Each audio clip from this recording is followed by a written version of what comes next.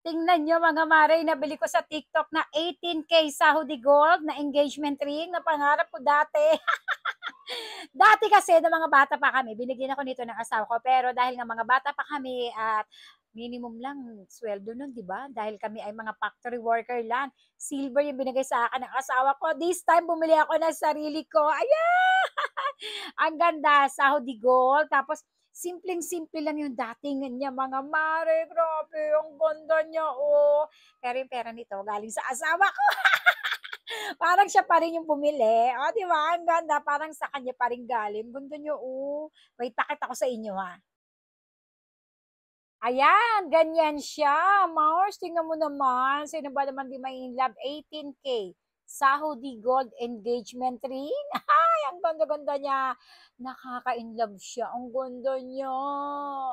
Ganda-ganda niya, oh. Sabi ko, dati, sana magkaroon ako ng ganito. Kasi pangarap ko talaga. Oh, di ba? Kere na ng budget, mga mare. Tinago ko yung engagement ring namin. And syempre, mahal na mahal ko yung binabalyo ko yun kasi yun yung unang singsing na binigay sa akin ng asawa ko. Eto, binili ko gamit ang pera niya. Ang ganda, mga mare.